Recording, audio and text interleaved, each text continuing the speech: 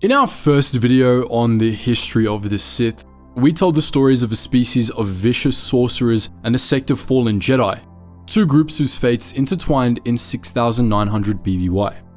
We talked about how the Dark Jedi came to Korriban and became the lords of a red-skinned species called the Sith, giving rise to an order that would darken the very stars. When we left off, these self-proclaimed lords of the Sith had formed an empire for themselves, headquartered on Ziost. Today, we'll tell the story of that first Sith Empire, its greatest Sith lords, and how it ruled the Stygian Caldera with an iron fist.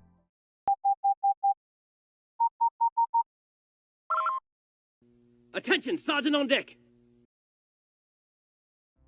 6,900 years before the Battle of Yavin, the 12 Dark Jedi turned Sith Lords declared the formation of a Sith Empire, uniting all of the Sith under the leadership of Dark Lord Ajunta Pal. Immediately, they set about reshaping Sith society to suit their goals. The Sith were already warlike and divided into castes, but the new Sith Lords militarized their subjects further, commissioning the construction of vast fleets of Darafan-class battleships. Sorza Sin, the shadow hand of the Empire and a skilled creator of dark-side monsters, combined her techniques with those of Kisai alchemists to create ferocious Sith-spawn warbeasts, which the armies of the Sith would use as tanks as they expanded the borders of their empire. She formed an order of Kisai life-shapers called the Ninush Wadzakut, or the Knotters of Entrails, whose work would fuel the conquests of the Sith for centuries to come. The 12 Sith Lords formed the first Sith Council, headed by Ajunta Pal and Sorza Sin. The remaining 10 Sith Lords divided the Empire between them, each claiming a swath of territory and an army of their own. They ruled as petty kings, constantly at each other's throats, but ultimately beholden to the Dark Lord of the Sith. Each put their armies to use expanding the Sith Empire, bringing dozens of new worlds under the control of Ziost. Meanwhile, on that frigid Sith throne world, Ajunta Pal oversaw the construction of a new Sith citadel, which would be the seat of the new empire. The exiles built another fortress on Korriban in a valley steeped in the power of the dark side, which stemmed from an ancient Rakatan star map in the caves below. Within a few years, the Sith Lords had merged their Dark Jedi techniques and those of the Kisai into a single, coherent set of techniques and ideology, the basis for the Sith Orders the galaxy came to fear. In those early days, however, the Sith Order was much more Kisai than Dark Jedi. Since the Dark Jedi were few in number, they had chosen to assimilate into Sith culture rather than trying to make the Sith more Dark Jedi-like, and this was reflected in their choice of weaponry. Although the exiles had brought their proto-sabers with them to Korriban, most of them switched to using alchemically enhanced swords like the rest of the Sith, which they imbued with tremendous dark side power. Additionally, due to a general lack of alternatives, they took on Sith partners and apprentices. The alchemical techniques of Sorza Sin allowed the exiles to interbreed with the Sith, allowing their lineages to live on in Sith half-breeds. The exiles appear to have been quite prolific, as in just 2,000 years, these half-breeds were numerous enough to dominate Sith society, though they never became the majority. The 12 exiles ruled as Sith Lords for many years, but eventually, a schism arose between them. Some of the Sith Lords, led by Baron Draper, wanted to lead their new armies back to the Republic to resume the war with the Jedi.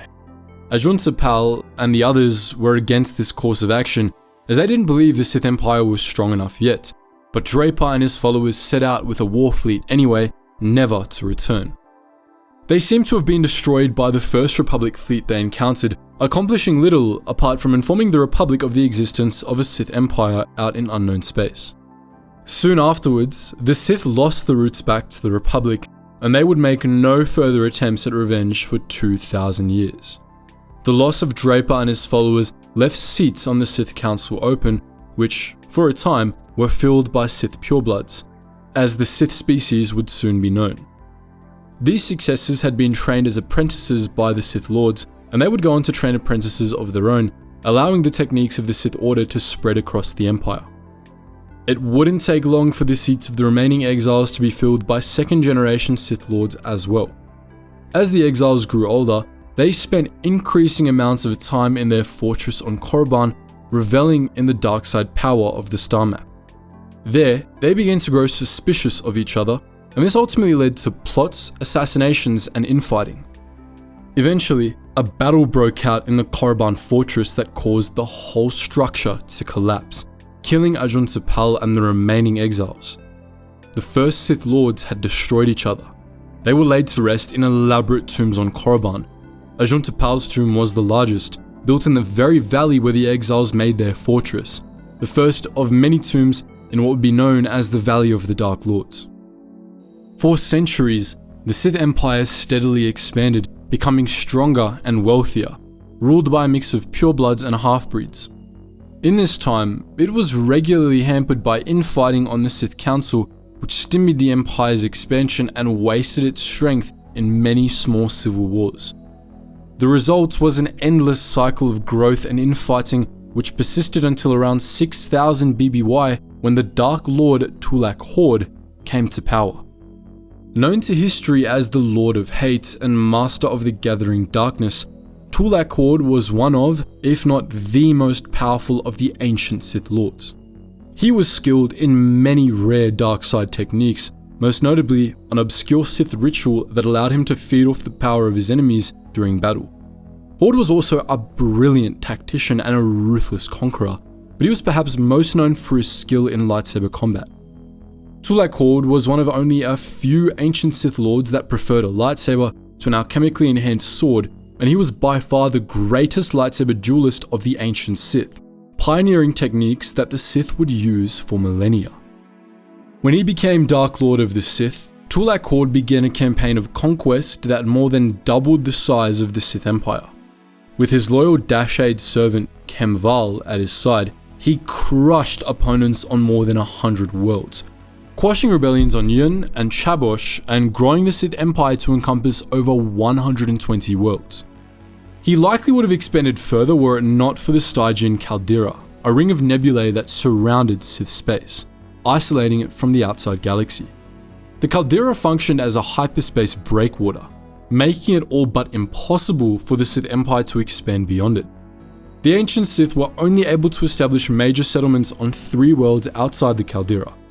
These were Thule, which lay just on the other side of the nebula on the edge of the Radama Void, Malachor 5, which became home to an extremist cult known to history as the True Sith, and Tund, a remote world to which the Sith had sent heretics for millennia. The bulk of Sith society remained within the Caldera, which became a densely populated region divided between the 10 Sith fiefdoms.